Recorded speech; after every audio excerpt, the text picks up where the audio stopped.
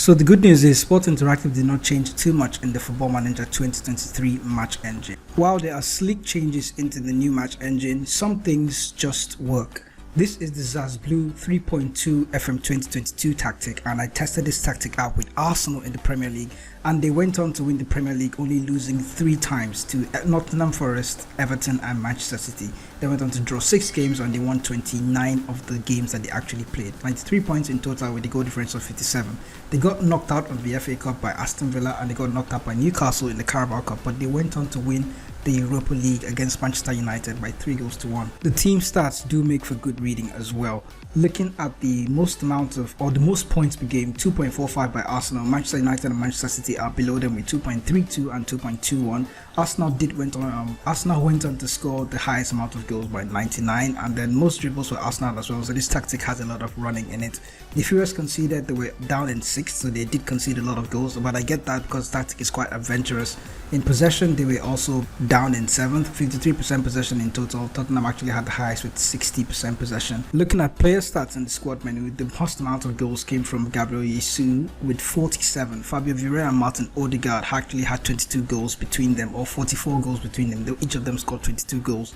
And the idea is, if you look at the tactic, there are actually 2 shadow strikers, which is Fabio Vieira and Martin Odegaard. So these guys are going to get you a lot of goals. The attacking midfielders in Football Manager 2023 are still very, very dominant. So your attacking midfielders, your shadow strikers, and your advanced forward, that's your number 9, your center forward, they will be the ones getting a lot of goals. And this tactic did go on to work in FM 2022, but in FM 2023, it's just as overpowering. So if you go on to test it, you can see the tactic in detail. We're going to go over the player instructions and the team instructions, and there's also one set piece routine, but I don't think that's really important, because looking at the squad list, some players did go, or the defenders did go on to get normal amounts of goals. So ideally you could use any set piece routine and it's still going to work. So looking at the super keeper on support duty, he has been asked to take more risk, and that's a normal standard instruction for your super keeper. The inverted wingers or the inverted wing backs are on attack duty, and they have been asked to shoot less often and to tackle harder. You have your ball playing defenders on defend. They have been asked to shoot less often,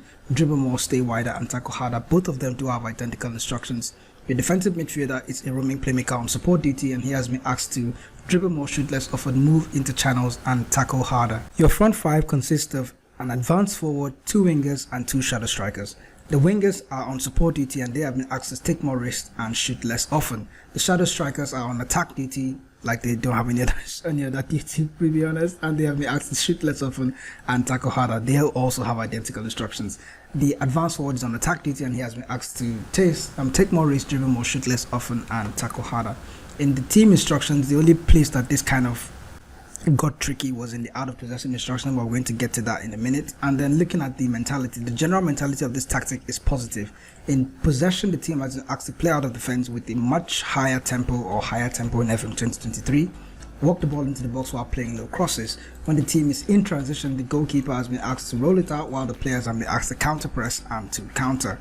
When the team is out of possession, then they have been asked to use a normal standard defensive line, and then normally this is going to be a much more often or a much higher line of engagement, but in this case they have been asked to use the high press, so that's as far as you can go.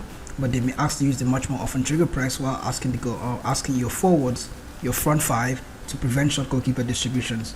The offside trap is also disabled in FM 2023, or not really disabled, it has just tweaked, so you have to use the step up more instruction. This kind of represents the offside trap, so you use the step up more, and then your pressing trap is where your defensive width is kind of going to be explained. So you have your pressing trap and your cross engagements. A narrow defensive width is what was used in ZaZ Blue 3.2 for FM 2022, but in this case you've been asked to trap the opposition outside, which is set them to the outside, and then stop those crosses, which in a sense represents a narrow defensive width. For set pieces, this was the only tweak that I made, but I don't think it really plays a role in how the results are going to turn out, because I didn't notice any standout performances from the central defenders scoring goals from corners or something like that. So it's set up as this way: central defender on the near post cross as usual, and then the left hand side, same thing, near post cross, having your center halves there.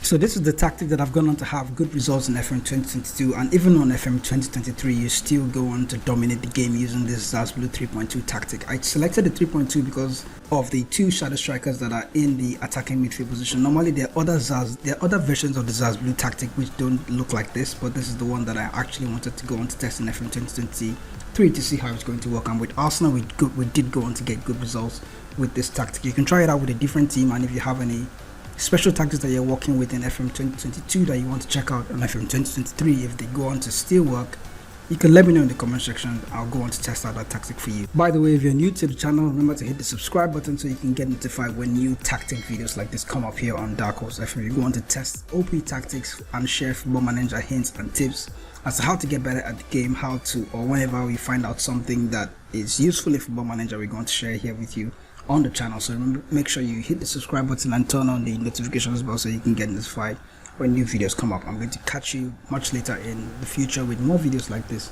See you later.